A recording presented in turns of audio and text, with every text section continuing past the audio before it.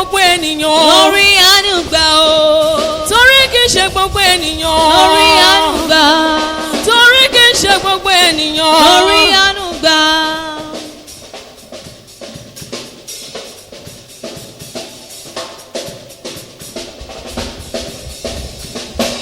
ẹ ṣé o ẹ ṣeun Olúwa wa. ẹ ṣé o ẹ ṣeun agbára wa. ẹ ṣé o ẹ ṣeun Olúwa wa. ẹ ṣé o ẹ ṣeun agbára wa. ṣé o ẹ ṣeun Olúwa wa. ẹ ṣé o ẹ ṣeun agbára wa. ẹ ṣé o ẹ ṣeun Olúwa wa. ẹ ṣeun agbára. àwọn dúpẹ́ ẹ ṣé ẹ ṣé ẹ ṣé ẹ ṣé bàbá ẹ ṣé ẹ ṣé ẹ ṣé bàbá.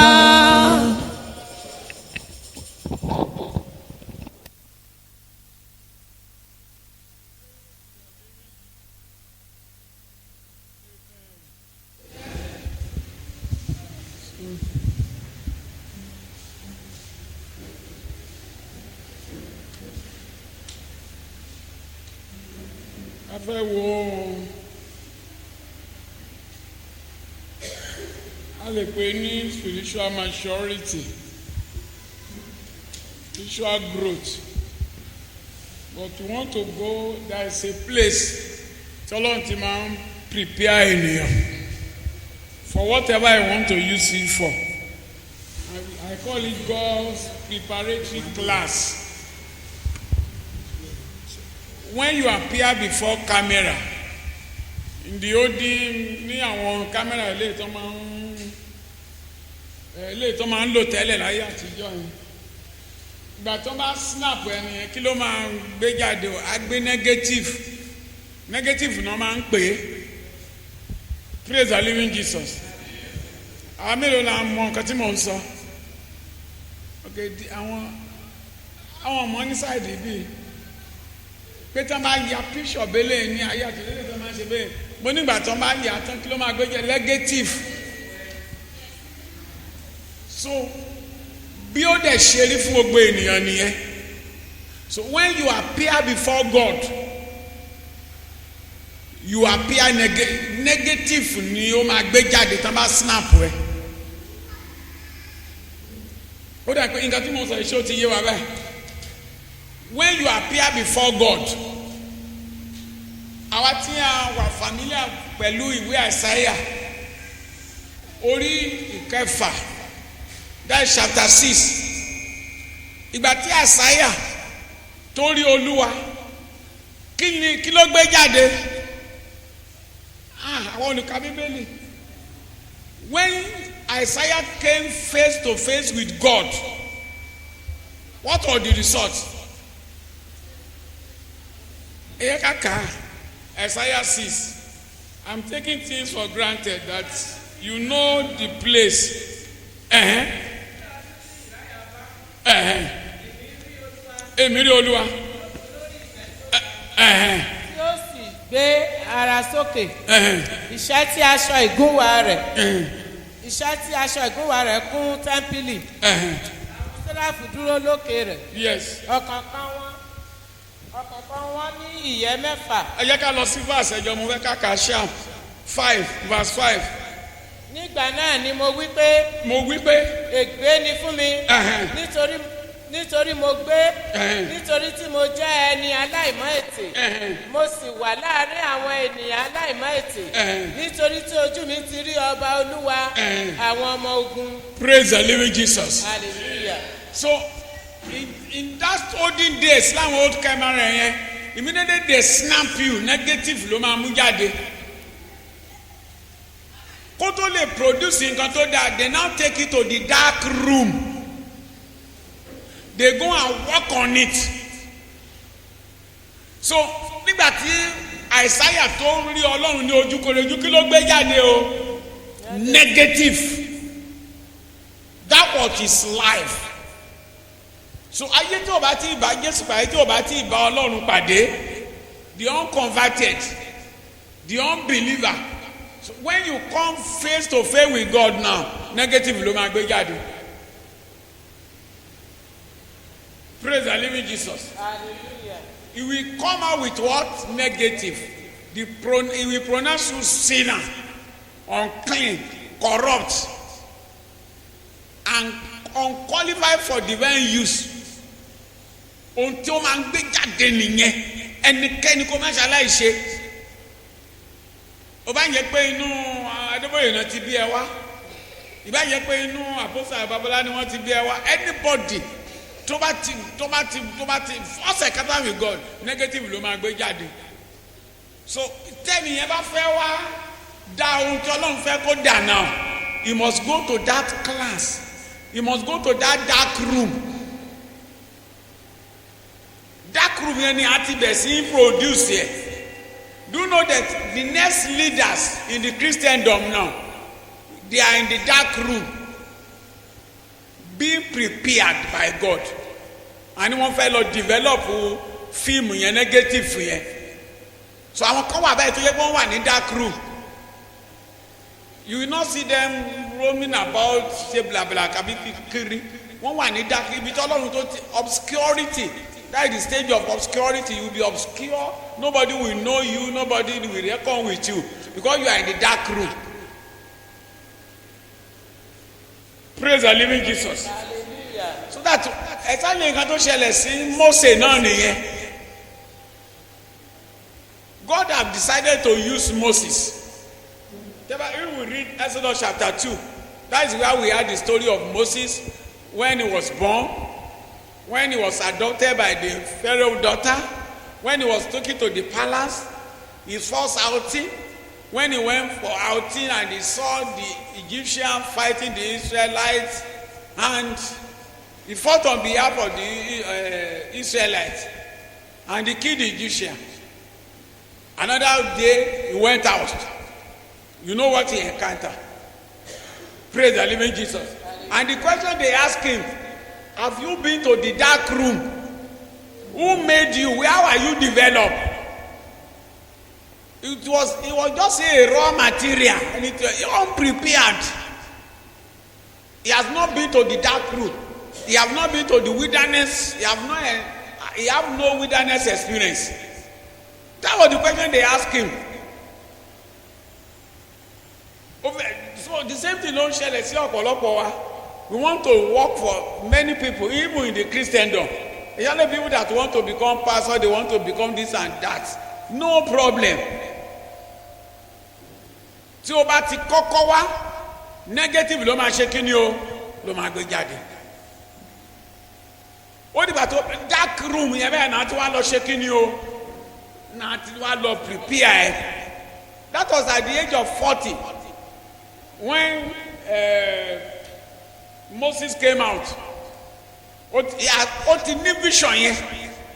There are many people tó yẹ pé vision ló ń pa wọn now. Vision without knowledge. Amen. And òótọ́ ló ní vision lóòótọ́ is good. Moses have had that vision that God is going to use him to deliver the people of Israel.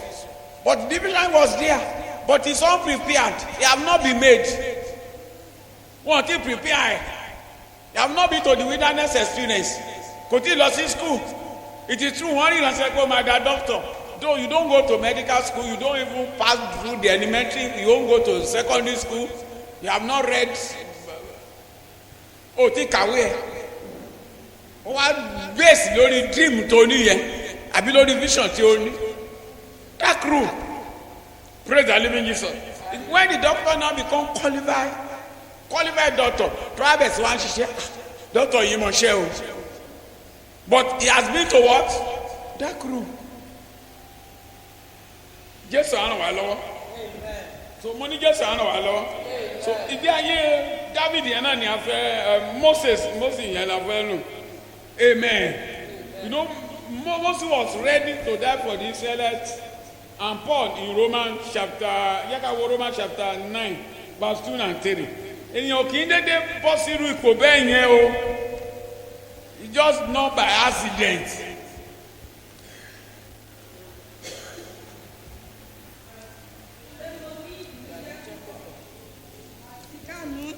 Romans 9:2 and 3, yes. pé mo ní ìbìnújẹ́ púpọ̀ àti ìkáàánú ìgbà gbogbo ní ọkàn mi nítorí mo fẹ́rẹ̀ lè gbàdúrà pé kí a gé èmi tìkára mi kúrò lọ́dọ̀ Kristi nítorí àwọn ará mi àwọn ìbátan mi nípa ti ara. That is the language of the sermon that has been made. Ènìyàn kì í dédé level yẹn o. Àwọn tá a jẹ́ ẹjọ́ àwọn akẹ́tà ń sọ ni wípé anytime maybe you are just converted or even unconverted, even when you are just converted, lókè nígbà tó bá kọ́kọ́ ní ẹ̀kántà pẹ̀lú Ọlọ́run tó bá snap ẹ̀bẹ̀lẹ̀ ohun tó máa gbé jáde ní negative. You have to be taken to the dark room. Bí wọ́n ṣe máa ń process fíìmù fọ́tò tí a àtijọ́ ibẹ̀ náà ti lọ fọ́ fọ́tò yẹn laboratory oríṣiríṣi kẹ́míkà tó máa lò fún ìgbà aláṣẹ wa gbé píṣọ̀ tí ayé tó lè fojú rí jáde bí lẹ́ẹ̀fù wa ṣe rí nìyẹn. And we use the example of Isaiah when he encountered God in Isaiah 6 kí ló gbé jáde o negative. God had to walk upon him and on him kó tó di pé ó ṣe wà useful kó tó lè wúlò fún ọ Ọlọ́run. Even when you have become when you give your life to Christ o yìí ní láti lọ sí dark room. So there is no controversy that Moses was a Jew. He was born as a Jew, but that does not qualify him for the leadership position. Jésù àrùn wà lọ́wọ́ leader ẹni Ọlọ́run dẹ̀ wọ́n ẹ jẹ́ ká wo Exodus chapter 2 náà torí bẹ́ẹ̀ gan ni.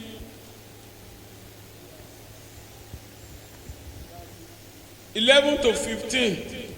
Ó sì ṣe ní ijọ́ wọn ni tí Mósè ń dàgbà ó jáde tọ̀ àwọn arákùnrin rẹ̀ lọ ó sì wo iṣẹ́ wọn ó sì rí ará Íjíbítì kan ó ń lu Hébérù kan ọ̀kan nínú àwọn arákùnrin rẹ̀ ó sì wo ìyín ó wo ọ̀hún nígbà tó sì rí pé kò sí ẹnìkan ó lu ará Íjíbítì náà pa ó sì bò ó nínú iyanrìn.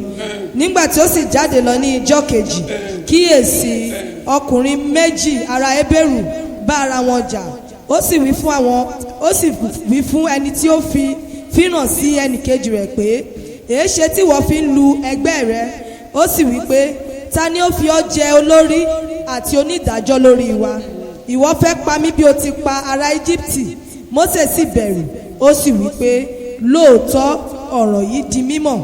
Nígbà tí Fáráò sì gbọ́ ọ̀rọ̀ yìí ó wá ọ̀nà láti pa Mósè ṣùgbọ́n Mósè sá kúrò níwájú Fáráò ó sì ń gbé ilẹ̀ Mídíánì ó sì jókòó ní ẹ̀bá kànga kan.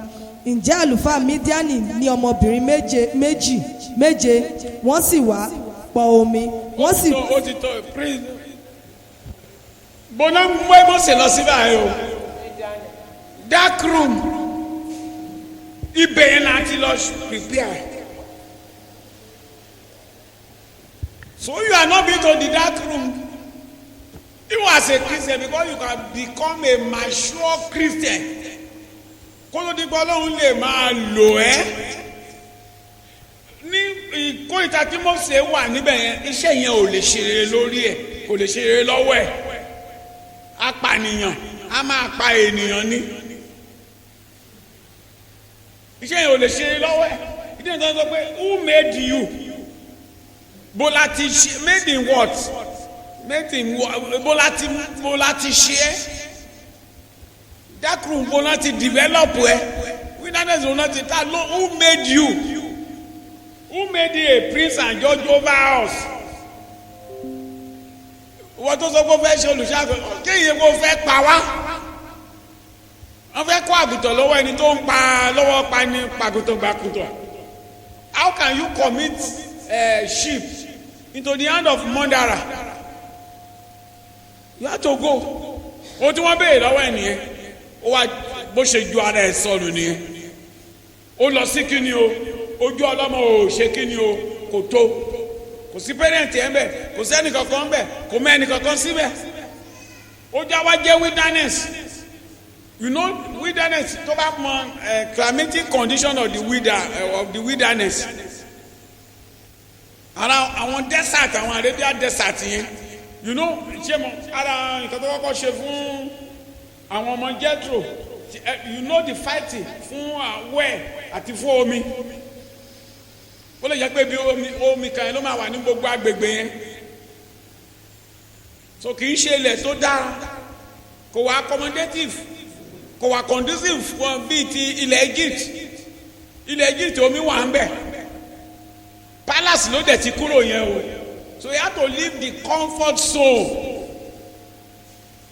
ọmọ mi yẹn á bàjẹ́ nítorí pé kò lè fi comfort zone rẹ̀ sílẹ̀ àwọn mi yẹn dẹ̀ máa ń ba ọmọ wọn jẹ́ Jésù á ràn wá lọ́wọ́ ọmọ torí pé ọmọ yẹn ti wà lákàtà ẹ òun bá ṣé kò ní lọ sí school ibi tó ti fẹ́ ṣe competition ṣé wọ́n ló fẹ́ jókòó tì síbẹ̀ tó bá máa ẹ̀sẹ̀ kì í ṣe eléyìí tó yin ẹ̀kọ́ ló máa jẹ́ kó ẹ̀sẹ̀ it's not the word of your mouth ọjọ́ competition ọjọ́ tí kinní tó máa ṣe mẹ́ ò ní síbẹ̀ if he doesn't have anything to ẹ̀sẹ̀ kò ní ẹ̀sẹ̀ kò sí bó ṣe lè fẹ́ ṣe tó bá jẹ́ pé àwọn ọmọ president àwọn lá máa ní first class àwọn lá máa da professor àwọn lá máa ṣe gbogbo ẹ̀ pẹ̀lú gbogbo owó yẹn Jésù á ràn wá lọ́wọ́ ẹ wá wo ẹ jẹ́ kí n ka verse 21 now and Moses was content to dwell with the man and gave Moses Zipporah his daughter. He was content to dwell in the desert.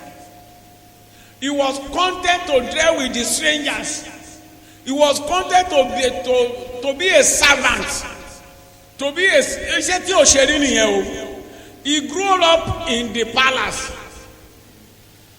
Okay, irú ọmọ gómìnà báyìí ti jẹ́ pé kò ṣiṣẹ́ okòrí kò ṣe everything rí.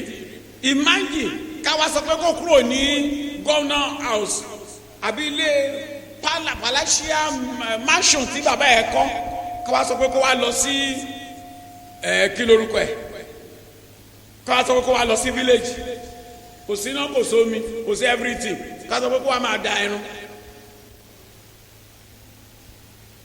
All these people that God exalted kì í ṣe pé it's not by accident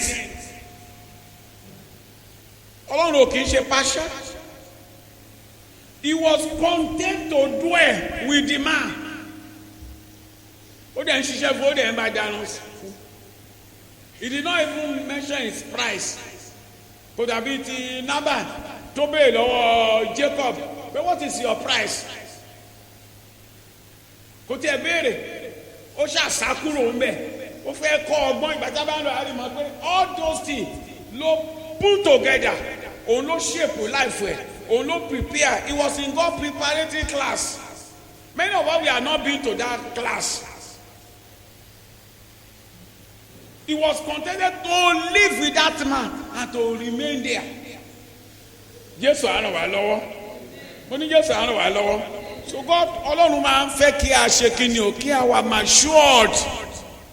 Our expectation the New Testament members now ẹnu ọjọ́ ìta mo sọ fún àwọn èèyàn there are many mo ṣe àpẹẹrẹ pásọ pé there are many ìkórìtà tá a dé now we need real Christians. We need real mature Christians. We need people that are rapturable. We need people that are going to heaven. Ọ̀rọ̀ wa fi ayé fún Jésù fèsì yẹn ti ń lọ ẹ̀jáde in this particular area. Ẹlòmíì ti fi ayé fún Jésù wíyẹn ó ti sún. Ẹlòmíì ti ṣe ní ìgbà márùn-ún ìgbà mẹ́fà. So and then wọn ò dẹ̀ ayé wọn ò dẹ̀ ṣe kí ni o kò dẹ̀ change. So we want to take census now. We want to move from the book of Exodus to the book of Numbers. We want to know the number of people that are heaven bound. And what are the conditions? So we want to know the people that want to go. We are moving from Exodus to what? Numbers. So they want to take sense of who are the numbers of people that are Israelites that escaped from Egypt, that passed through the Red Sea, that have only have baptism at the Red Sea. They want to know the number so that they will know the number of Israelites that are going to the promised land. It's the same thing with Christendom now. In all churches, this is what is supposed to be preached now. Tony, everybody now, nominal Christian, yes, let us take numbers. Praise the living Jesus. Praise the living Jesus. So, the book of Ephesians now, irú level tó yẹ kí ẹ kó develop sí lélẹ́yìí, and it's not by accident o. Ephesians chapter 4, starting from verse 1. I want us to read it slowly so that. No. Èmi òǹdè nínú Olúwa. Èmi òǹdè nínú Olúwa. Prisoner. Yes.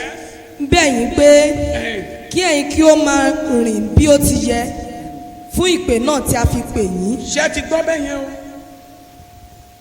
Ó ní nǹkan tí a pè yín sí. Ó ní ẹbí kan tí ẹ join. Ó ní ẹbí kan tí ẹ gbà. Do you know that heaven is a family affair? I don't know whether you understand what I've just said. Look up, ẹ jẹ́ kí n sọ fún yín. Mo fẹ́ kó sọ fún yín. Heaven is what? It's a family affair.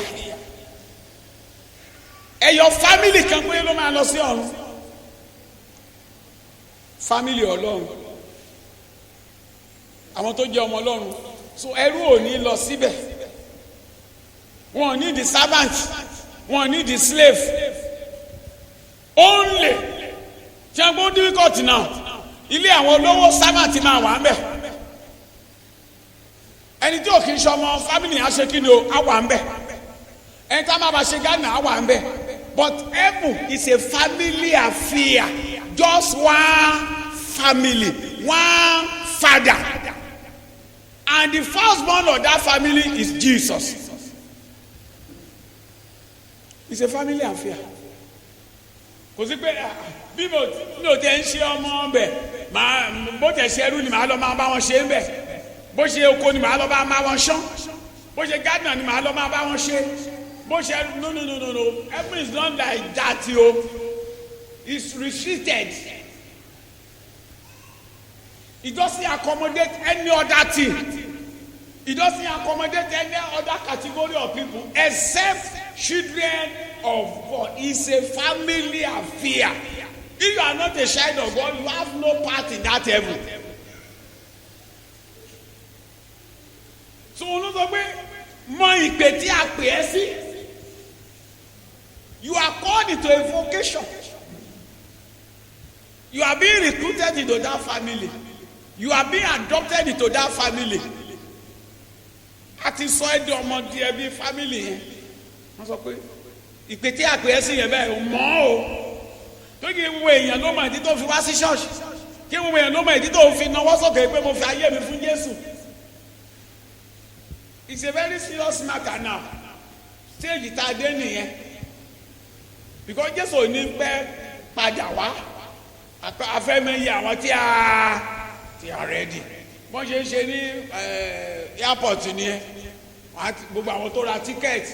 Wọ́n á ti screen wọn, wọ́n á ti ṣe everything. Wọ́n á ti wo luggage wọn, wọ́n á ti pass security check àti everything. Wọ́n á ti wo gbogbo luggage yẹn. Wọ́n á mọ̀ pé okay o plane o 200 ló ń kó o. Gbogbo àwọn yẹn á ti yẹ kí ni o. Wọ́n á ti ready kó tó di kó take off.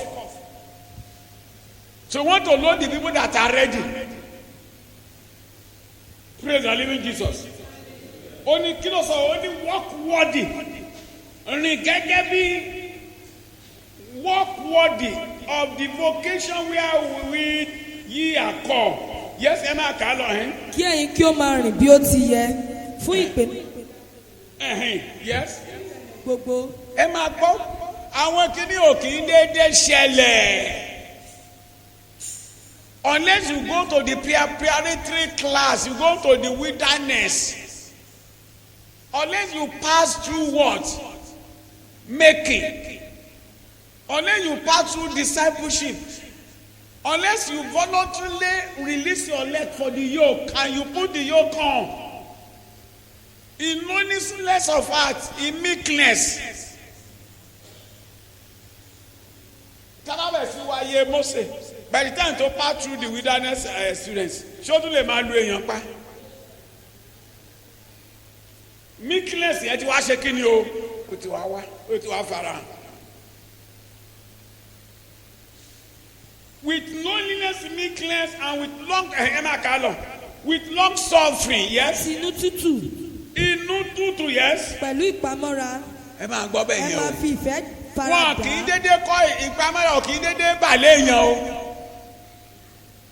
Long, wọ́n sọ pé short suffering o. Wọ́n pè ní long suffering, ìfaradà tó gùn, ìfaradà tó pẹ́, ìrìn àjò tí a wà nìyẹn. Long náà pé wọ́n sọ pé short long suffering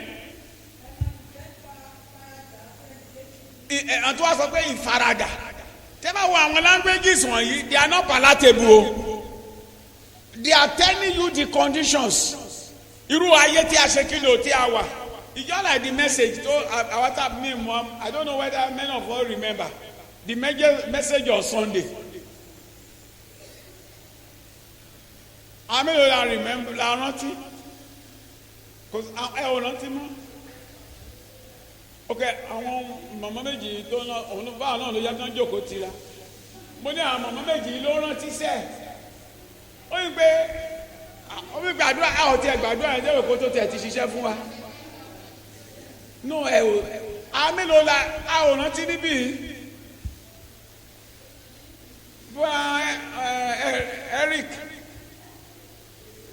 Mi ò sọ pé Eric o mo ní Eric ó yá stand up now it's a very serious note bro Eric stand up okay Fred jọ sorry bro Fred sorry bro Fred okay ó mi pé o gbàdúrà lọ́jọ́ Sunday ẹ jókòó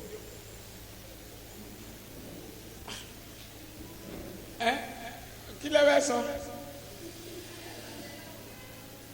àwọn tó rántí àwọn kan bẹ̀ sọ pé ó ṣiṣẹ́ fún ọ my father don't let your heart be troubled it's a word of consolation wọn dédé console ẹni tí búburú ò ṣẹlẹ̀ sí àbí tí àwọn circumstances tó yí ènìyàn ká nínú ayé tí a wà yìí náà ó ní the consolation ó ní the encouragement from God and that was when Jesus Christ was going that was the parting words he gave to the disciples and we Christians John 13 okay ṣé 14 ni ẹ tí wọ́n á dé ọkàn mọ́ okay 14 praise the living Jesus ẹ ti wá lọ wò ó bẹ́ẹ̀ àbí ẹ tó lẹ́nu kan ṣe ń ṣí tiẹ̀ lọ sí o ti débẹ̀ praise the living Jesus don't let your heart be troubled despite the circumstances gbogbo wọn tó di wa káláyé yìí ó ti mọ̀ Ọlọ́run mọ irú ayé tí a wà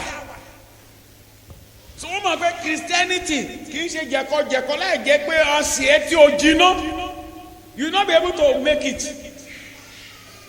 ẹ bá wà ká lọ yes. ẹsẹ̀ kẹta kí ẹ sì máa làkàkà láti pa ìṣọ̀kan ẹ̀mí mọ́. ẹ máa àwọn ọ̀rọ̀ tí wọ́n ń lò yìí àwọn ọ̀rọ̀ tó lé ní o tọ́wọ́ sọ pé kéèyàn máa làkàkà ńkọ́ kí ló sọ pé kó máa ṣe máa tiraka so Christianity kì í ṣe nǹkan tó rọrùn máa làkàkà máa fàyàtì máa fàyàrán máa rojú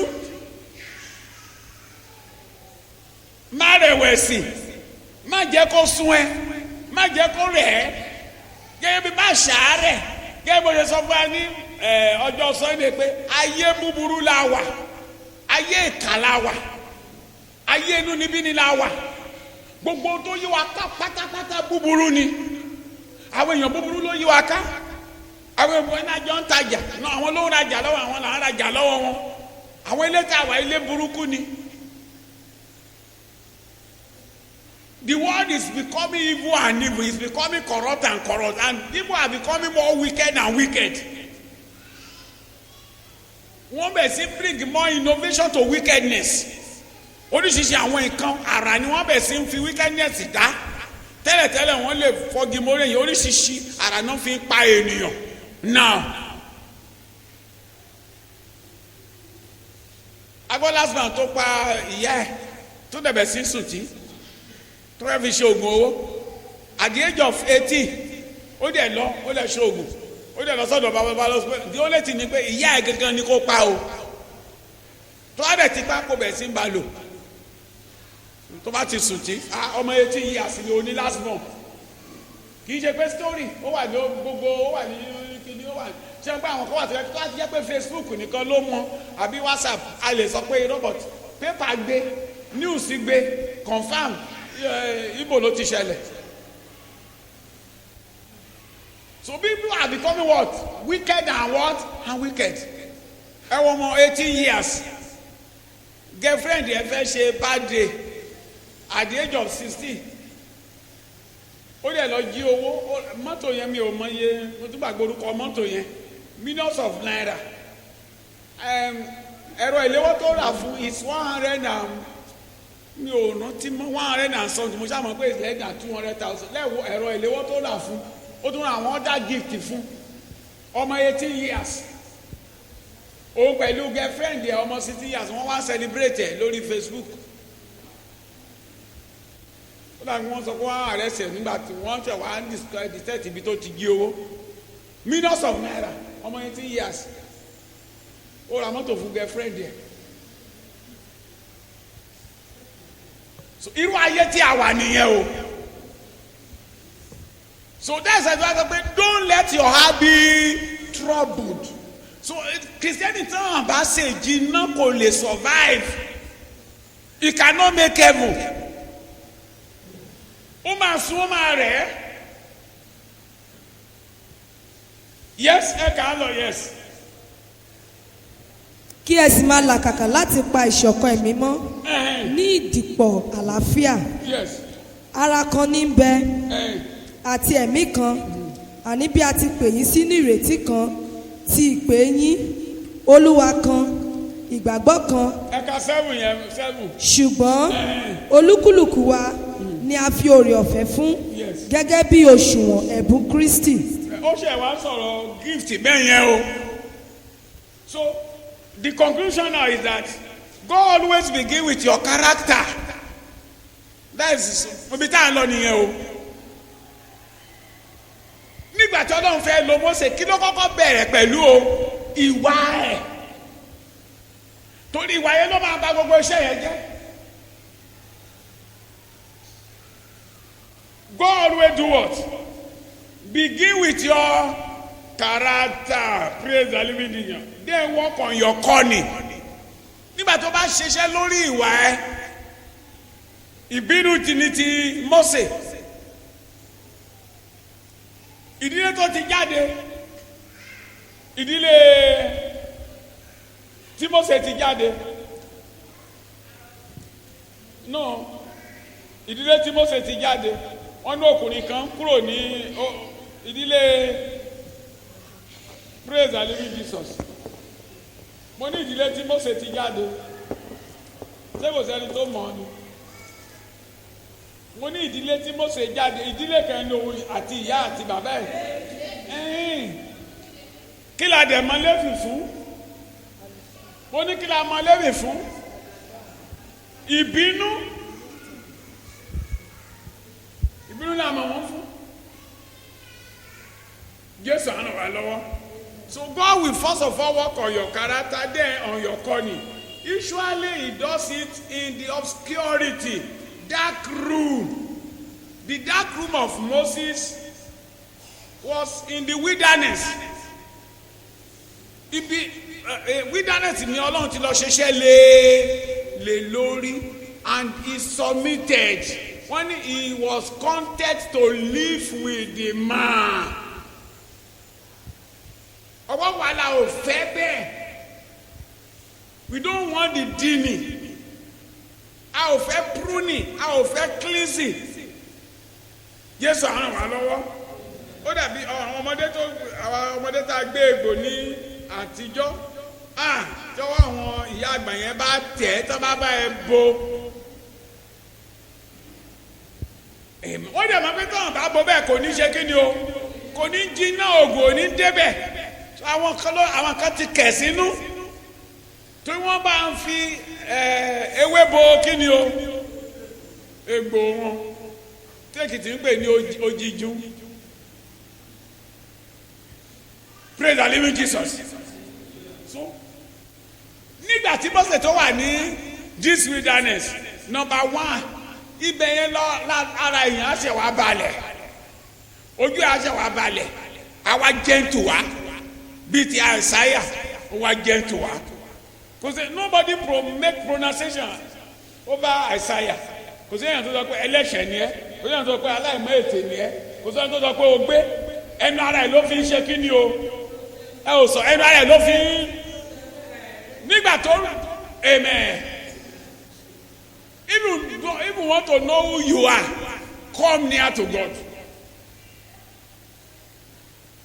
the more tó bá ti ń bọ̀ níbi nọ́mbà ẹ̀ lọ àṣẹ máa ṣe kí ni o torí ayé tí a wà òkùnkùn ni so nígbà tó wà nínú òkùnkùn yẹn o ò lè rí ara ẹ tó bá wọ aṣọ dúdú ó bá òkùnkùn mu bó wọ white dé kó já sí o lè mọ̀ but as you are leaving the darkness as you are approaching the light tó wọn approach yẹn the more you approach the light yẹn the more la máa expose yẹn lọ́sọ̀ wá wò ẹ́ ó tí mo wọ̀ lélẹ́yìí o. It was in that wilderness that Moses encountered God. That was the first thing. Amen. Abẹ́ àwòrántí ibẹ̀ ló ti ṣe kí ni o ló ti rí Ọlọ́run. Ó kàn rí vision ni. Ìyá dídì máa ti pé òun lọ́lọ́run máa lò. But kò tí ì bá Ọlọ́run pàdé, kò tí ì encounter Ọlọ́run. Ó dẹ̀ wọ ara ẹ̀ pé òun kojú òṣùwọ̀n. Ó dẹ̀ wọ ara ẹ̀ pé òun dá. Ó dẹ̀ wọ ara ẹ̀ pé by birth I'm Jew ni mí náà. Mọ́mí ẹ̀ gbogbo wọn yẹn ni mọ́mí ẹ̀ ló ṣe kí ni ó ti tútẹ̀ ó dẹ̀ ti kọ́. Ó ti sọ gbogbo ẹ̀ ó ti kọ́ kétì ẹ̀ sínú ẹ̀. Ọmọ ẹni bàbá ni ẹ o ọmọ ìrànbẹ́lẹ̀ ni ẹ o Jew ni ẹ o gbogbo ibi palace tó wà yẹ o ẹni adopt ẹni o kì í ṣọmọ ẹ o bí nǹkan ṣe rí leléyìí o irúkọ tí a ti bára wa leléyìí o ibi tí a ti ń bọ̀ leléyìí o ìlérí Ọlọ́run fún wa leléyìí o akára jẹ níbi tí a wà yìí ni o tayọ̀tayọ̀ la wọnú ogun yìí o with pomp and pijati la wọnú ogun yìí o ọjọ́ tá à ń bọ̀ láti ilẹ̀ Kénáánì tá à ń bọ̀ níbí Ṣáírọ̀tì náà gbé o Nímósì náà gbé fún bàbá wa o tí gbogbo wa tá à ń bọ̀ bí àwọn kìíní tínú wa ń lù ní ọjọ́ yẹn pẹ̀lú oúnjẹ àti everything gbàtà dẹ̀ máa dé ilẹ̀ Ísírẹ́lì ilẹ̀ bóyá nǹkan fún wa sí yẹn ibẹ̀ ló dáa ju o ibẹ̀ ló lọ́ra ju o láì mọ̀ wípé inú ogun là ń wọ̀ o ogun téèyàn fi tayọ̀tayọ̀ wọnú ẹ̀ bí ìtàn ayé wa ṣe rí leléyìí o adé ènìyàn Ọlọ́run ni wá o ìlérí wà ní orí wa o Ọlọ́run ti pèsè ilẹ̀ kan fún wa tó jẹ́ pé ilẹ̀ ìlérí o ohun tá à ń dúró olùgbà ẹni pé olùgbàlà ẹni tó máa gbà wá o a ti kó sí báyìí o ọdẹ ti mú wa o ó ti sọ fún so ibi tó ń lọ yẹn be conscious o you are not part of them o you are not a prince o kì í ṣe prince of Pharaoh.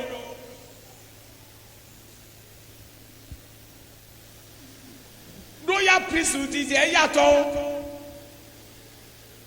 ènìyàn mímọ́ orílẹ̀-èdè mímọ́ èèyàn ọ̀tọ̀ ni wá o a kì í ṣe bí yìí o oko ẹrú la wà báyìí o a ní àwọn ojú Ọlọ́run o à ń gbàdúrà sí Ọlọ́run sí àwa gbà wá o gbogbo yẹn ni wọ́n ti sọ fún Mósè àdẹ ìyẹn nígbà tó bó dẹ̀ ṣe ń grow passion yẹn bẹ̀ sí ń grow nínú ẹ̀ inú bẹ̀ sí ń bí bẹ́ẹ̀ ni pé ó dẹ̀ ti ń rí vision yẹn pé òun ló máa gba àwọn kinní yẹn so self-made made by Pharaoh made at Pharaoh palace òun náà dẹ̀ wá rẹ̀ pé òun ní mọ́sùn náà ó dẹ̀ ń jẹ oúnjẹ tó dáa ó ń ṣe everything and apart from that one ó ti àwọn military training it's just like England the prince of England bẹ́ẹ̀ ó máa tó jẹ́ priest torí one of the beautiful building in the whole world palace queen ni ibẹ̀ yẹn ò bó ṣe tó bá ti jẹ́ pé ọkùnrin á lọ fún military training ìmí lè lọ sí Navy ìmí lè lọ sí kìíní tó bá ṣe é ṣe fún àwọn ọmọ Fáráò nìyẹn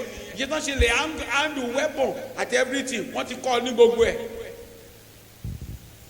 ìgbà tó fẹ́ ta Egyptian yẹn ó mọ ibi tóun ti máa mú ó níbi tó lè tẹ̀ lára ẹ̀ tó kàn máa kú torí gbogbo training yẹn ni wọ́n ti fún as a priest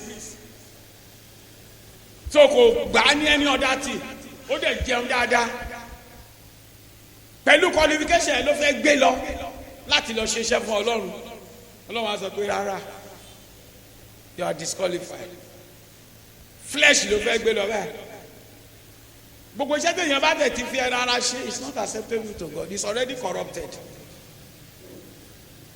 Number one thing ni pé ìyẹn kátà God ibẹ̀ ló ti rí he saw fire that was not dependent on àbí kò rí iná Jésù á ràn wá lọ́wọ́ mo ní Jésù á ràn wá lọ́wọ́ ìgbà téèyàn bá wà níbí téèyàn wà èlò pẹ̀lú Ọlọ́run tó wà ní dark room níbi tí ò ti ṣe àlùwà tí that's where he learned to discern the voice of God àwọn kan tó kọ́ níbi ìlélẹ̀ yìí o ṣé kí n repeat ẹ̀ ó ibẹ̀ ló ti bá Ọlọ́run pàdé àbí mo ní ó ẹ̀kántà ìgbà tó wà nílé Fáráò ṣe wọ́n sọ pé ó ẹ̀kántà Ọlọ́run ní wilderness yẹn ló ti bá Ọlọ́run ó dẹ̀ rí iná tó ń jó tí ìgbẹ́ ò ṣe kí ni o kò mọ ibi tí iná ti wá ṣe Ọlọ́run ló depend lórí kò mọ̀ so he learned to discern the voice of ibẹ̀ ló ti bẹ̀ sí mọ òun Ọlọ́run yàtọ̀ kò í sí o mo máa sọ fún ẹ pé there are many voices in the ear oríṣiríṣi ohùn ló wà ẹlòmíì agbóhùn èṣù á sọ pé òun Ọlọ́run ló ń gbọ́ àìmọye àwọn èèyàn tó yẹ pé ìmọ̀lẹ̀ ilé wọn ló ń pè wọn tó sọ pé Ọlọ́run ló ń pè wọn ohùn ìmọ̀lẹ̀ yẹn ló gbọ́ but ó ní láti mọ òun Ọlọ́run yàtọ̀ sí àwọn oríṣiríṣi voice and then káì jẹ́ pé o dẹ̀ wà níwájú Ọlọ́run ò lè mọ̀ look at what happened to Samuel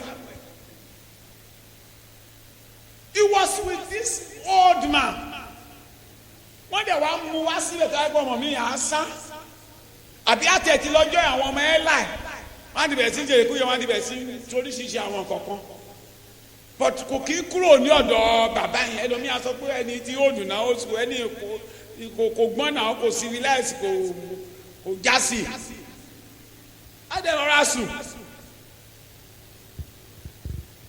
wilderness experience ti ẹni yẹn o and another one ni pé he built a relationship with God so gbogbo nǹkan tí wọ́n sọ ní Ephesians 4:1-4 yẹn ibẹ̀ ló ti kọ́ o level 1 he learn obedience tí o bá ti sọ bẹ́ẹ̀ tí o bá ti rí bẹ́ẹ̀ kẹ́ sọ pé no ṣé ó kọ́ bí wọ́n ṣé ó learn obedience àbí kò learn obedience ẹ ò sọ̀rọ̀ ó kọ́ àbí kò kọ́ he was not taking order from anybody before.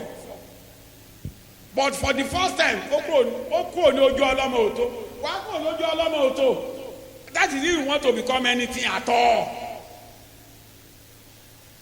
a kú ọ pẹ̀lú àwọn ayé a kú ọ pẹ̀lú àwọn ojúgbà ẹ a kú ọ pẹ̀lú àwọn tẹ́jọ́ ń ṣe kí ni o tẹ́jọ́ ń díje mo dẹ̀ mọ̀ pé the spirit of excellence will come upon you and you will excel in Jesus' name.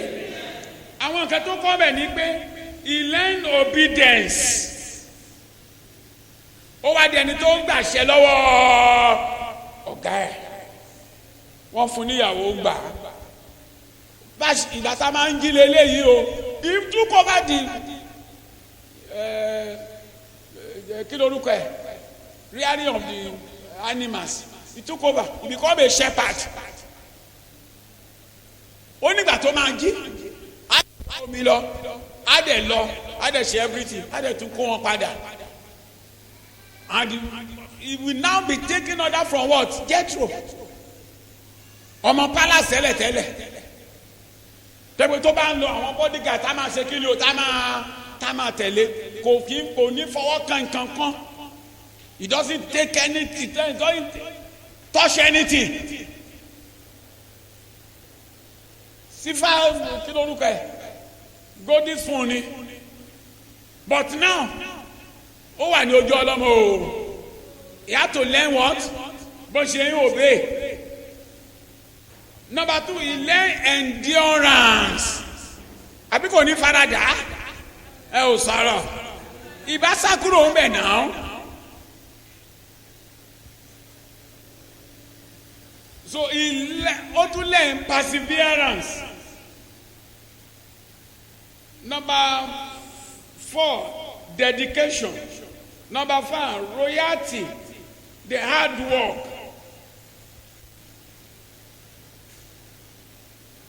Jésù àrùn wà lọ́wọ́. So leaders bó ṣe rí nìyẹn o. Bí igi lọ́mbà wa gbé lọ síbi tó ti máa wọ́n screw ẹ̀ wọ́n ṣẹ́gun rẹ̀ wọ́n shape ẹ̀. Jésù àrùn wà lọ́wọ́. Mo ní Jésù àrùn wà lọ́wọ́. Praise the living Jesus. So gbogbo ohun tí Mósè tó là kọjá pátápátá ló ṣiṣẹ́ fún rere. Everything now work together for what? For good.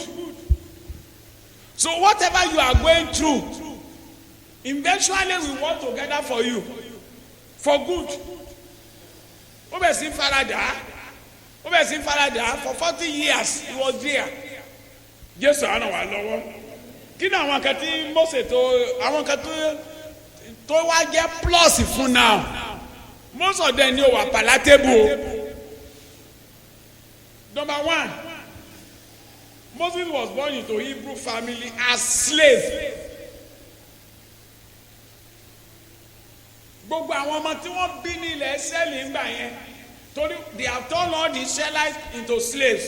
So gbogbo ọmọ tó bá ti bí kí ni ó ṣe o ẹrú náà ni. Gbogbo àwọn kìnìún yẹn ló dẹ̀ ṣiṣẹ́ pọ̀. Ẹrú tó jẹ́ olóòlà ló jẹ́ kí wọ́n sọ pé wọ́n ní agbára lórí ọkọ àwọn máa pa wọ́n. He was in Pharaoh palace. Amen. Ó wà lọ́dọ̀ kíni o ó ti mọ ìnànà òtún kó gbogbo kíni o palace láì mọ̀ pé òun lọ́lọ́run á lò láti wá confront Pharaoh. Ó bẹ̀ sí kọ́ ẹ̀kọ́. Ó mọ̀ nípa ìmọ̀lẹ̀ wọn náà ó mọ̀ nípa gbogbo òrìṣà wọn àti everything wọn mọ̀ pé bí spy ni ó dẹ̀ ń ṣiṣẹ́ ẹ̀ lọ ó dẹ̀ rọra ń wò wọ́n torí mọ̀mọ́ ẹ̀ ti kọ́ already láti lé wá gbogbo wọn tó wà ń bẹ̀ gbogbo ẹ̀ ló ń fojú mú ló bẹ̀ sí fojú mú gbogbo ẹ̀. So àti wá sọ pé he was with the Midianite priest Jethro as a shepherd. Ìyẹn ṣiṣẹ́ fún lọ́jọ́ wájú àbí kò ṣiṣẹ́ fún? Because he was to become a shepherd of people. Ọlọ́run wa kọ́kọ́ fi ṣe shepherd of kíni o ẹranko animals. Ó mọ̀ bọ́ ṣe Olúwa ní olùṣọ́ àgùntàn mi àbí èmi kì yóò ṣaláìní. Ó mọ̀ bọ́ ṣe mú ọ lọ sí pápá oko tí tó mọ̀ sí lọ sí dákẹ́ omi ní dákẹ́ ró. Ó mọ̀ bó ṣe ń tó ọkàn wọn lára everything. Ó máa ń kó àwọn lọ á dẹ̀ tún kó wa padà láì dín. In those olden days kíni jẹ́ ká mọ̀ experience Jacob jẹ́ ká mọ̀ wípé if you suffer any loss as a shepherd you are going to bear it. So ó ti mọ̀ ṣé bá ṣe kó àwọn àgùntàn yẹn lọ àti gbogbo àwọn ewúrẹ́ àtẹ̀wé tá a tún kó wọn bọ̀ torí ìgbà tó bá máa tọ́ ènìyàn gidi ènìyàn sí ọwọ́ ẹ̀ kó mọ̀ bá ṣe máa tẹ̀kẹ̀ àwọn Jésù àrùn wà lọ́wọ́ gbogbo kìíní yẹn ló wà ní ọwọ́ ẹ̀. So ìgbà tí ó wà ní ọ̀dọ̀ Jethro yẹn ó lẹ́m bí wọ́n ṣe handle adversity and adversity is what qualify you to advance. Ẹ ká wo Romans 8:28. God's preparatory class a tún lè pè ní wilderness experience a lè pè ní dark room.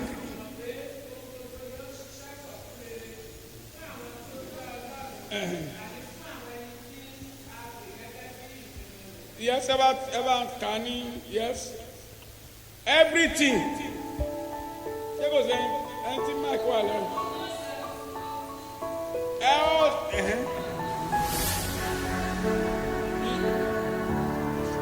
Praise the living Jesus. So any adversity is what qualifies you to advance. Tó o bá ti lè handle adversity, o lè advance.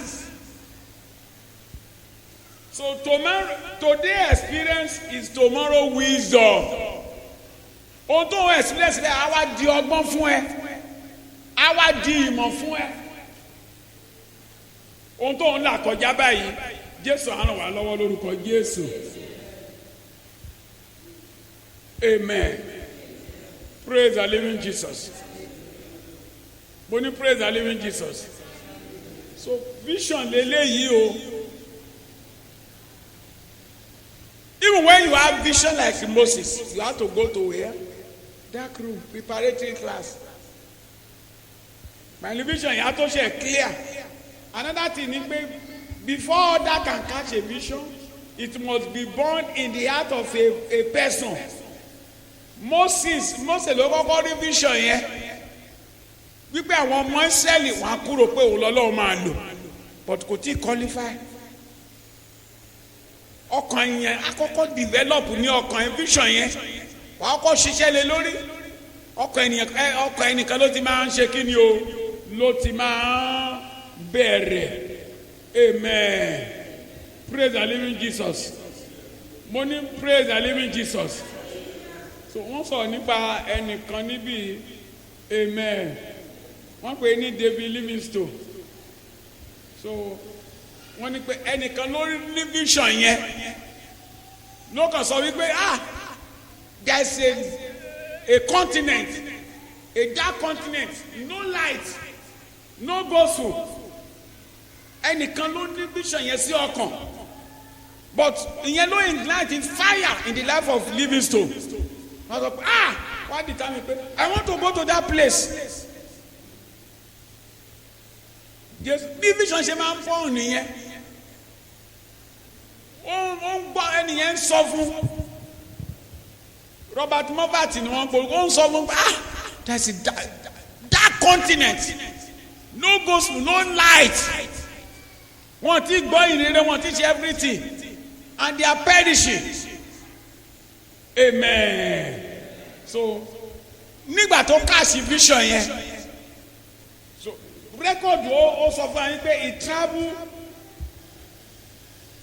11,000 miles ẹsẹ̀ ní o láwọn ibi tó rìn dé on foot through uncharted jungles, racked by disease, attacked by wild animals, malayed by hostile tribes, and robbed by his own porters. Àwọn tó tún bá gbẹ́rù ẹ̀ tó ṣe kí ni wọ́n á tún jí ẹrù ẹ̀. Sọ pé white man ni.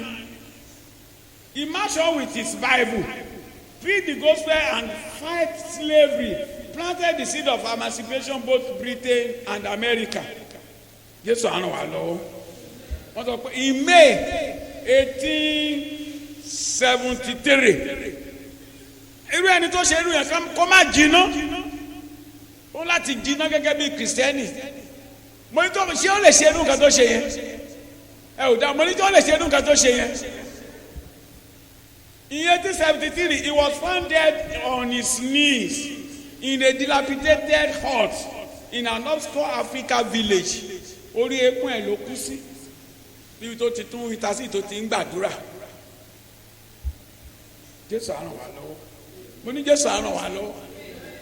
Mo ní Jésù á ràn wá lọ́wọ́. O láti jiná. That's why you must be discipled. Discipleship means that you learn obedience. You yoke yourself. Wàá fi àjàgà sí ọrùn ẹ. Kì í yẹ pé àwọn ẹni tó wá ṣọ́ọ̀ṣì kò sẹ́ni tó fẹ́ bá wí, kò sẹ́ni tó fẹ́ kọ́ṣẹ̀, kò sẹ́ni tó fẹ́ ṣe kankan fún àgàwá lẹ̀. You will never develop. Bí ló tẹ̀ ti fẹ́ develop, wàá kàn tàdí sáà ni. Jésù á ràn wá lọ́wọ́. Mo ní Jésù á ràn wá lọ́wọ́. irú àwọn mature Christian láti rí Ephesians chapter 4 yẹn very very important. You have to become a mature Christian. This wilderness experience you can only have it through discipleship. Wàá jẹ́ ọmọ lẹ́yìn ẹni tó mọ̀mọ́ ṣe ń tẹ̀lé èèyàn lẹ́yìn. Look at what happened to Isaiah. Amen. Elijah àti Isaiah. Ó mọdún kò tí Isaiah wà. A bit and farmer and everything. Ó wá kọ́ ó dẹ̀ fi gbogbo nǹkan tó ní ó fi sílẹ̀. Ó wá kọ́ bí wọ́n ṣe ń tí ó wá sọ ara ẹ̀ di kí ni o servant ẹni tó ń serve. Tí Elijah bá fẹ́ jẹ òun ló máa bomi tá a máa bomi sọ́wọ́ ẹ̀ bẹ́ẹ̀ a máa ṣọwọ́ ẹ̀ a dẹ̀ ṣọwọ́ a dẹ̀ jẹun tán. Wọ́n sọ example nípa servant and his master. Àbí bá gospel sọ fún abẹ́ ó ní ìdí àní master nígbà tó bá rán servant ẹ̀ lọ sí oko tó bá ti oko dé àwọn sọ pé pẹ̀lẹ́ o lọ jókòó yẹ kí n bá yẹ lọ sí kìkì lọ bá yẹ ṣe oúnjẹ kí ló sọ fún àní tún àbí àjòkó servant yà lọ sí kìkì àṣẹ kí ni o àṣẹ oúnjẹ àkọ́kọ́ sáàbù ọ̀gá ẹ̀ tó bá sáàbù ọ̀gá ẹ̀ tán tí ọ̀gá ẹ̀ jẹun tán tó páàkì ilẹ̀ àṣẹ lọ jẹun tọ́gà ẹ̀ bá dẹ̀ wá ṣe bẹ́ẹ̀ tán ṣé a wá dọ̀bálẹ̀ fún pé o ṣé o ẹ ò sọ̀rọ̀ ó dàbẹ́ ni tó fowó ra ṣíà tó jókòó lé dáadáa fọ́dà tó jókòó lé tó wá dìde tó wá dọ̀bálẹ̀ fún yà mo dúpẹ́ òtórí pé o jẹ́ kí n jókòó àbí ó lo mọ́tò ẹ̀ tán nígbà tó dẹ̀ gbé mọ́tò yìí máa smooth ó gbé lọ sí Èkó ó gbé padà gbà tó dẹ̀ wá páàkì sínú gáràjì ó wá dọ̀bálẹ̀ pé ó ṣé o torí pé ó gbé mi lọ sí Èkó. Jésù àná wà lọ́wọ́. Irú kàtà máa ń lẹ́yìn ní kí ni o discipleship nìyẹn. Ibẹ̀ ni preparatory class for every what? Every Christian. That is where you are going to be made. So, and the problem is that we have many people that are not made at all.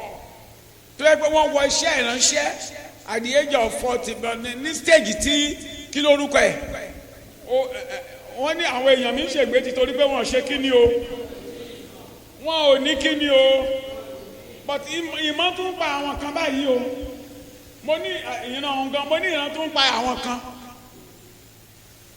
báwo ni ìran ṣe pa wọ́n praise the living Jesus mo ní báwo ni ìran ṣe ń pa wọ́n ẹ yẹ kí sọ àwọn pọ́ǹtì kan fún yín seeing vision as an end in itself kéèyàn máa rí ìran bẹ́ẹ̀ ni pé gbogbo nǹkan ti parí as an end in itself mo sọ fún ọlọ́run kan sì sọ ohun tó fẹ́ fi ẹ́ ṣe àtúnkàn tó mú ẹ lọ that is not the end ìgbà tó bá wà nínú ẹ̀tẹ́ ní ṣẹ̀ṣẹ̀ bẹ̀rẹ̀ ìgbà ẹni ìrìnàjò ṣẹ̀ṣẹ̀ kí ni o ẹ ò sọ̀rọ̀ báyìí o mo ní ìrìnàjò ṣẹ̀ bẹ̀rẹ̀ so àìmọye àwọn èèyàn tí vision ti pa ṣé wọn pé lack of vision ni wọ́n sọ pé ó ń pa àwọn kan tẹ́lẹ̀tẹ́lẹ̀ àrántí mọ́ Proverbs 29:18 ó ní àwọn èèyàn mi ṣègbè títorí pé kò sí kí ni o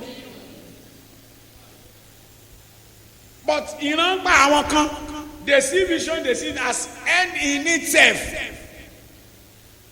ìkejì ni pé àwọn kan máa equate dream ambition even over vision to vision ó kàn ní ambition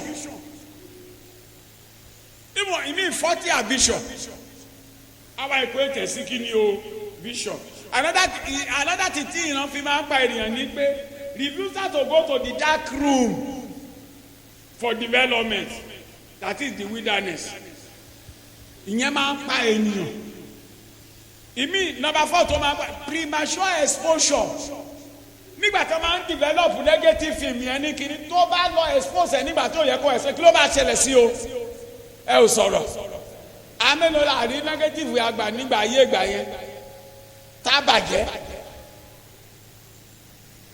premature exposure kò tí develop tán o kò tí develop mọ́ o ti ṣe kí ni o ti sá jáde. So vision tún lè pa àyàn o. Amen. So another one ni pé unguided statements. So torí pé so ẹ ò máa sure ṣé tá a ṣe máa sọ̀rọ̀ then do be all claims yìí ṣe àwọn claim bẹ́ẹ̀ yẹn Jésù á ràn wá lọ́wọ́ mo ní Jésù á ràn wá lọ́wọ́ praise the living Jesus. God preparatory kini o class nígbà tí wọ́n ṣe Mósè jìnnà tán kí ló ṣẹlẹ̀ nígbà tó jáde àwọn tó sọ pé ta ló rán ẹ ò sọ̀rọ̀ mo ní ṣé ó lè sọ̀rọ̀ àbí kò lè sọ̀rọ̀ Jésù á ràn wá lọ́wọ́ mo ní Jésù á ràn wá lọ́wọ́ so nǹkan tí Ọlọ́run ń wá lélẹ́yìí o ẹ ká mọ level nǹkan ti change now Ọlọ́run fẹ́ mọ àwọn tó ṣe kíni o tó ready láti ṣe kíni o láti make heaven ìkó ìtàtẹ́ àwa nìyẹn báyìí o Jésù á ràn wá lọ́wọ́ mo ní Jésù á ràn wá lọ́wọ́ so tẹ́ bá wo vision tí Mósè tó ní ìgbà ló tẹ̀ lè carry ẹ̀ out vision tó Ọlọ́run dẹ̀ fún kò lè fún ara ẹ̀ carry òun nìkan kọ́ o Ọlọ́run dẹ̀ yan assistant tí so ìyanu dẹ̀ ṣẹlẹ̀ lórúkọ Jésù mo ní ìyanu ṣẹlẹ̀ lórúkọ Jésù but a lot of things ó depend lórí ẹni tó ní vision yẹn Moses changed his life at 40 and found his destiny at 80 ló ṣe so it is not over until God says so it is over. Okay, nǹkan tó wọ́n sọ pé stay in the school and keep learning otherwise you will never graduate. Compare Moses at 40 with Moses at 80. But he is God's choice at 80 and that is all you have to be to qualify. So Moses là ń gbé yẹ̀wò kò tí ì jiná nígbà tó fẹ́ ṣe kíni o tó fẹ́ jáde. Jésù á ràn wá lọ́wọ́. Life ẹ change at the age of what? Torí ó encounter opposition. Ọ̀rọ̀ tí wọ́n sọ ó jack ẹ̀ up. He was rejected. Àwọn ìbéèrè tí wọ́n béèrè lọ́wọ́ ẹ̀ kò lè ṣe kí ni o kò lè dáhùn. Ó sá. Ó wá lọ sí wilderness express. Ibẹ̀ ló ti lọ ṣe kí ni o ló ti lọ kọ́ ọgbọ́n. Ó lọ kọ́ ìmọ̀. Ó lọ kọ́ òye. Ó lọ kọ́ bọ́n ṣe ń take order. Ó lọ kọ́ obedience. Ó lọ kọ́ perseverance.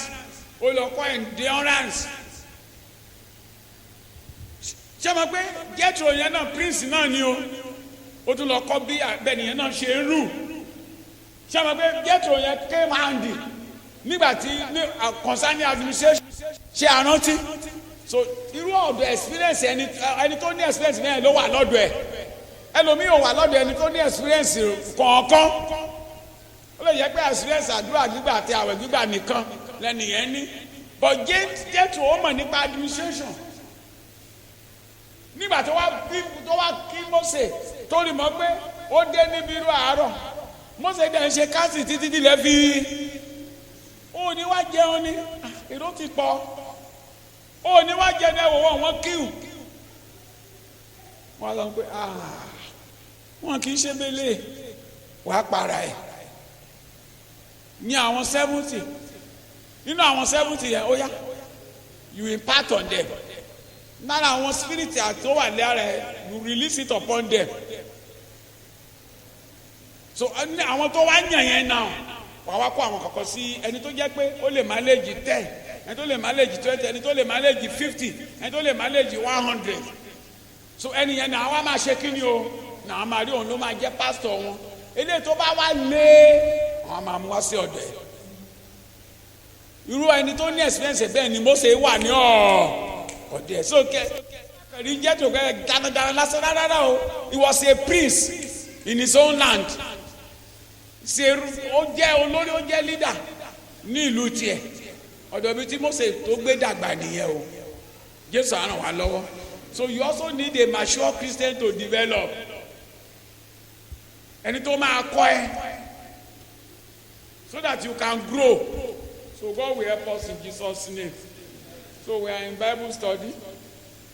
So opportunity to ask questions on any topic, on any issue, whether emanating from Sunday school teaching or anywhere, either from preaching. So we still have 15 minutes. Láì ṣe àkókò lò. Ṣé kò sí ìbéèrè kankan? Ká lọ sí inú àdúrà.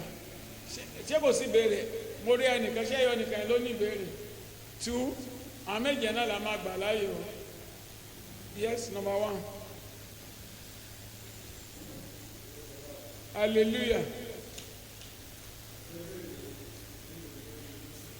Okay. Orí ẹ̀ lẹ ti fẹ́ bẹ̀rẹ̀ o. Mo ní lórí ẹ̀. Mo gẹ̀ẹ́tì mo ní orí ẹ̀. No problem. Yes. So when I started reading my Bible, Okay. from Genesis to Revelation, Okay. mi ti rí relationship àwọn ènìyàn sí Ọlọ́run tó ti Mósè torí wọ́n lórí ẹ̀hìn Ọlọ́run nígbà tó kọjá. Wọ́n á wò pé lẹ́ni tó súnmọ́ Ọlọ́run tó yìí kí ló wá fà á tí Mósè ò fi dé ilẹ̀ ìlérí yẹn, pé gẹ́gẹ́ bẹ́ẹ̀ ṣe sọ ń sìn pé ó ti wà well trained. Bó ṣe rí àwọn Ísírẹ́lì àti kìnní tó ń jà, Ọlọ́run rí pé kò tí qualify. Bí landlord mi ṣe máa ń sọ pé mi ti qualify àti má rí òrùngbà yẹn. But ṣé o ti rí ẹ báyìí? Kí ló wá sọ báyìí? Àti rírà. Ẹ ti rí ẹ pàtó wá rí ẹ kí ló wá sọ bẹ́ẹ̀ kó wá sọ fún mi. Ìgbà yẹn ó ní òkò ibà láti bá rìn. Ẹ mo ní orí àlọ́ kó lọ fi ara ẹ wọ̀n. Bóyá sọ pé o ti kọ́ lí. So mo wá wò pé ní ìwé Galatian tó sọ 5:19 pé iṣẹ́ ara farahàn, wọ́n á rí pé ìbínú ó wà lára iṣẹ́ ara yẹn, pé Ọlọ́run rí pé ìbínú yẹn ṣì wà lára Mósè, òun ló fi sọ pé kó lọ sí another 40 years fún training. Wọ́n á wò pé question mi ni pé kí ló tún wá fà á tó wá jẹ́ pé ìbínú yẹn gangan ló tún gbé ṣubú tí ó fi dé ilẹ̀ ìlérí yẹn, pé ṣọlọ́run mọ̀ pé kò tí qualify tó yìí. Praise the living Jesus. Amen. Jésù á ràn wá lọ́wọ́. Moses was qualified.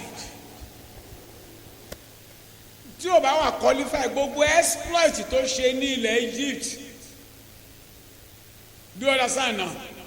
Gbogbo àwọn iṣẹ́ ribiribi tó ṣe ní ilẹ̀ Egypt, ní kí lórúkọ ẹ̀, ní Red Sea, nígbà tí wọ́n dé Red Sea, máa fi ọkàn bá lọ.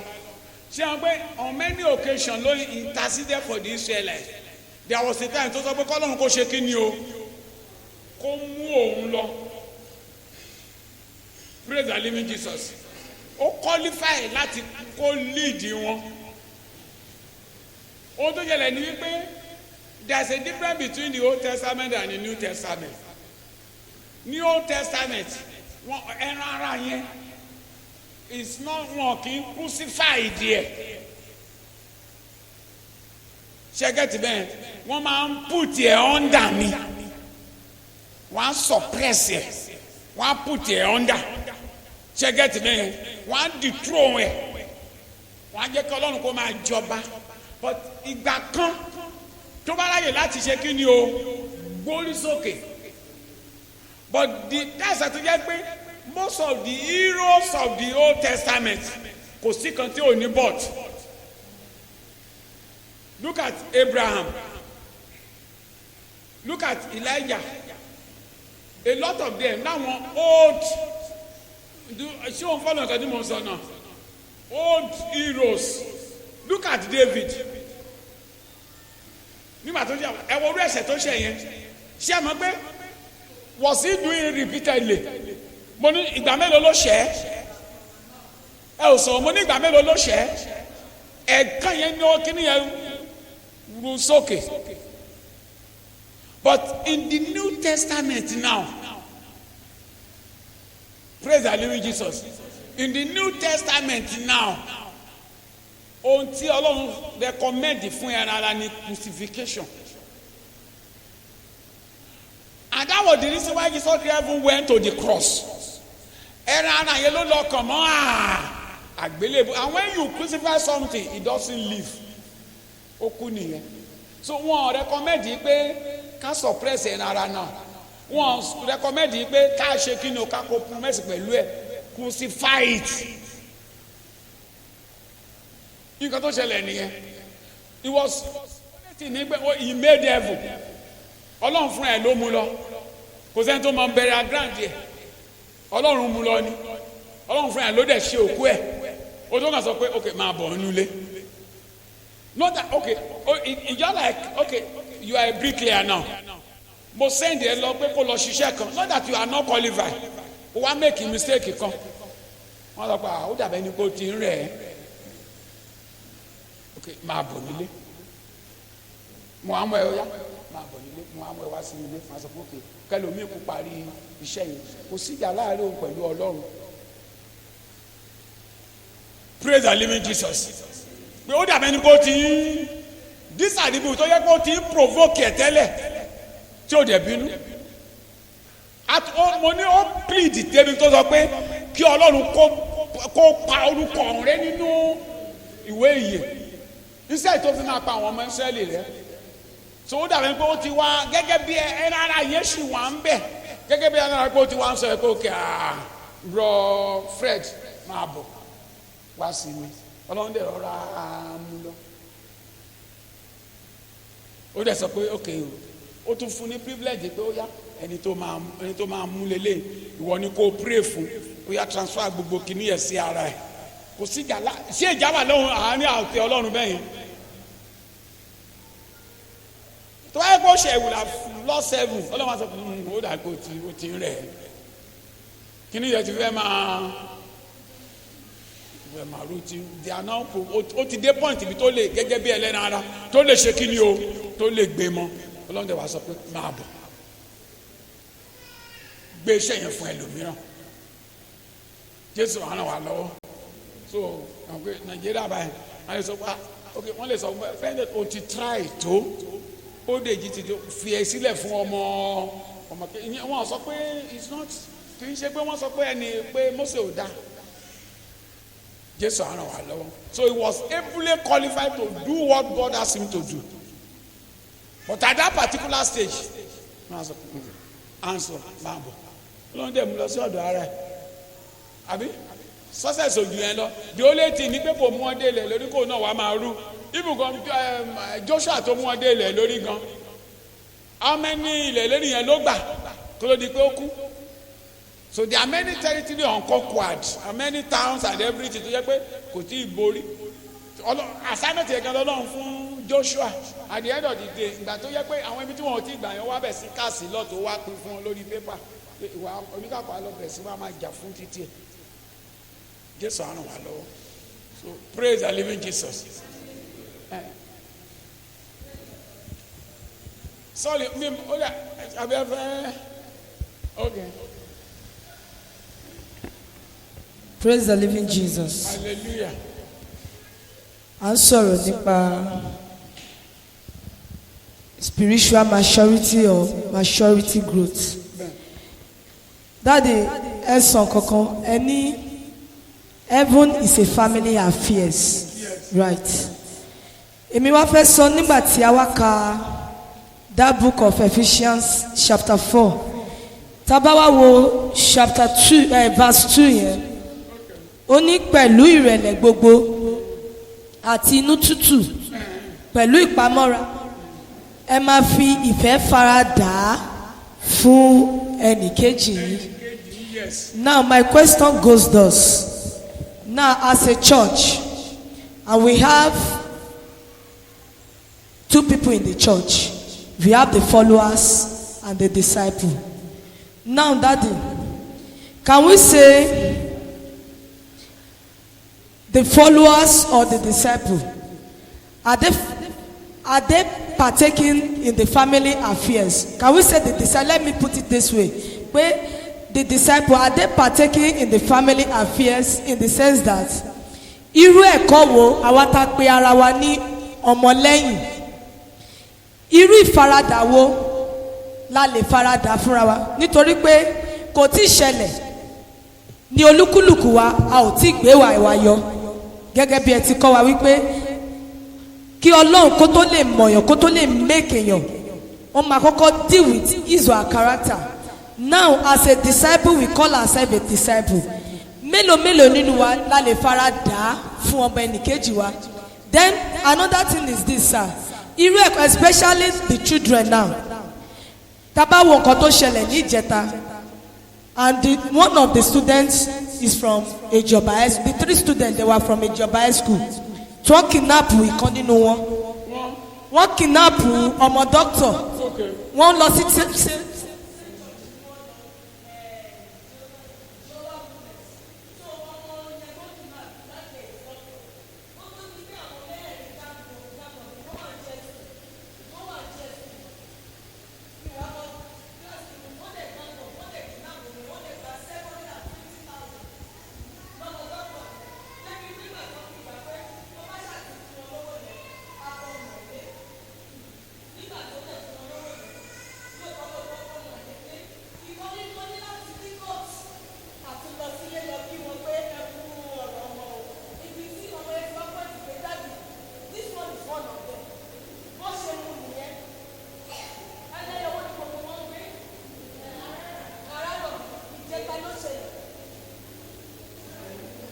ara tó rò wọ́n náà láyé kan ṣe kò tó ṣe.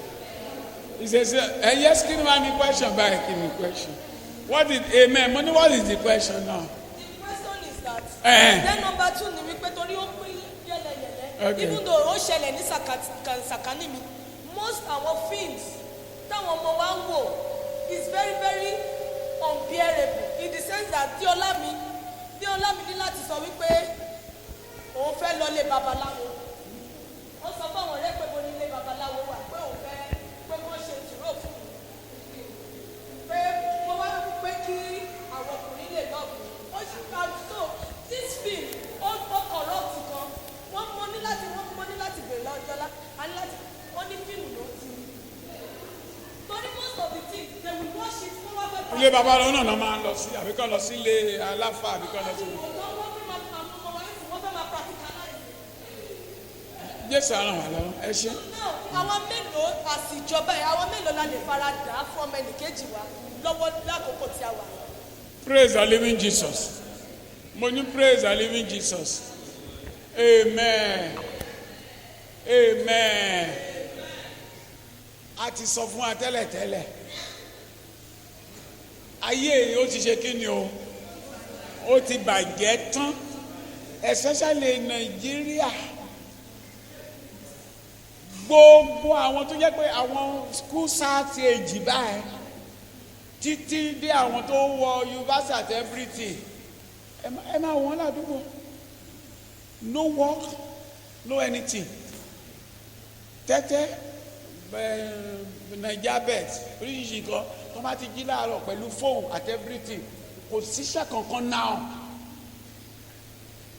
ìṣe tó ń ṣe máa ṣe yahoo ìṣe tó ń ṣe máa ṣe internet kò sí ẹni ọ̀dà tí wọn ní kankan tó ọmọ ń ṣe now and it's all over the place pẹ̀lú drugs. Jésù á ràn wá lọ́wọ́ mo ní Jésù á ràn wá lọ́wọ́ God is a God of order. Jésù ti fi àpẹẹrẹ lélẹ̀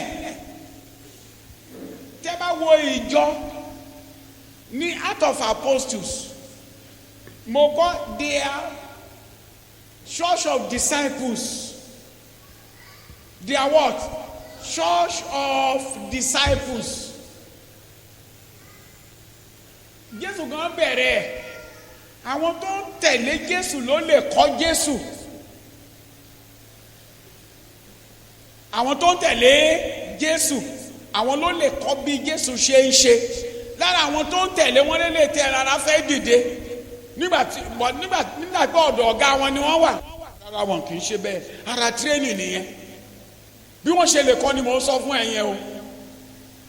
wọ́n ní ètò sọ pé wọ́n ní village lọ sí àdúgbò kan wọ́n gbà wọ́n láàyè ó ní ẹ̀jẹ̀ àwọn James and John the son of Jezebel ẹ jẹ́ ká pé iná sọ̀kalẹ̀ sí wọn lórí àwọn sọ wọn kì í ṣe bẹ́ẹ̀ ẹ̀mí Old Testament nìyẹn ẹ ò mọ̀lú ẹ̀mí tó wà nínú yín ara ṣe discipleship nìyẹn.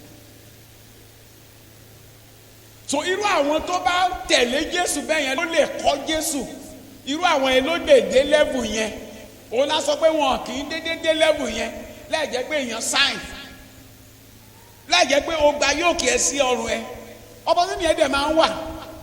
So when you see a leader tó jẹ́ pé I can follow you. Praise the living Jesus. Kí ló a ṣe o? Wàá máa ṣe ẹ. Wàá so mọ̀. So because there are many opportunities tá à ń waste. So irú àwọn tó yẹ pé wọn ò ready láti ṣe yẹn there is nothing we can do. Ohun tí mo mọ̀ ni pé if you are a disciples. You will be able to bear with each other. ẹni tó bá jẹ́ pé kò tí ì lè bear pẹ̀lú ọ̀dà tí ò lè tolerate ọ̀dà tí ò lè bear kò tí ì dé level yẹn. Praise the living Jesus.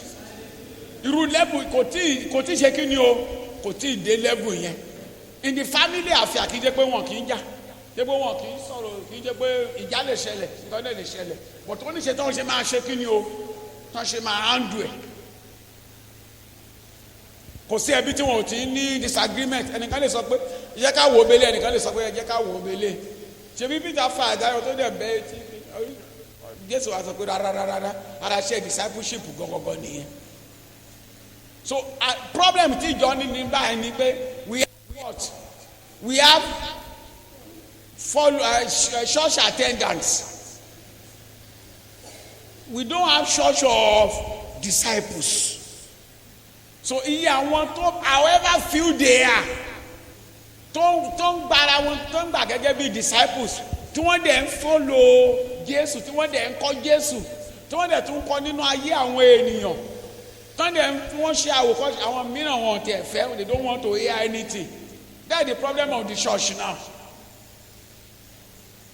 irú àwọn bẹ́ẹ̀ la lè farajà fún ara náà lè mo ti ń sọ fún wa wípé tó bá yẹ pé family ti Ọlọ́run yẹn just one blood ni everything ni so wọ́n lè mo sọ fún wa pé tí born again tó bá pàdé born again wọ́n lè disagree but the way they are going to settle it gbogbo nǹkan tiwa ló yàtọ̀ sí ti ṣé tán ṣe máa settle ṣe kí ni o yàtọ̀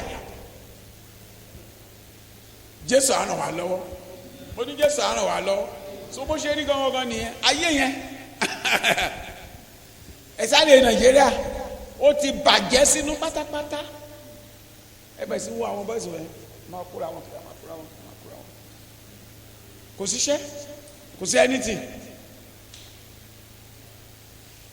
wọ́n dẹ̀ fẹ́ leave wọ́n dẹ̀ nídìí owó ẹ wọ ọmọ ní 18 years yẹn ó dàbí wọ́n ti arrest ẹ̀ náà báyìí wọ́n jẹ́ ibi tó ṣe ti jí owó mi ò mọ̀ bó ṣe bóyá internet mi ò tẹ̀ mọ̀ bó ṣe make owó yẹn fraud ni ọmọ 18 years ó ra mọ́tò millions fún girlfriend ìyẹn náà jẹ́ ọmọ 60 years wọ́n á gbéra wọn sórí Facebook primary school secondary school sorry ìyẹn ẹ̀ka wà ní ọ̀rẹ́ nẹ́bù Jésù á ràn wá lọ́wọ́ bí ayé yẹn ṣe rí leléyìí o Jésù á ràn wá lọ́wọ́ ìdí yẹn tí ọ̀rọ̀ yẹn fi jáde ní but Jésù wá sọ pé don't let your heart be troubled. Believe in God and believe in me also. Ohun tó lè nkẹta lè fi làájá nìyẹn o. So you must believe in God, you must have God personally. Má kí o sẹ́yìn ẹnìkan, má pè Ọlọ́run ẹlòmíràn. Torí bá ṣe gbàdúrà yẹn lọ́jọ́ Sunday nìyẹn. Lady kan sọ gúnmà kan wá síbi ó ní òun dẹ̀ káàṣì àdúrà yẹn. Ó dẹ̀ lọ síbi tó ti fẹ́ lọ gbàṣẹ, wọ́n dẹ̀ sáàkì ènìyàn ti torí tiẹ̀. Wọ́n dẹ̀ sọ pé kó bẹ̀rẹ̀ iṣẹ́ ìmídélé. Wọ́n ní báyìí ni kó bẹ̀rẹ̀. Ó dẹ̀ sọ pé condition pé wọ́n á lọ mọ́mọ́ níbi school wọ́n ní wọ́n gbà. Ó ní ọjọ́ Tuesday wọ́n á máa wá sí prayer meeting o wọ́n ní wọ́n fún ní Tuesday yẹn.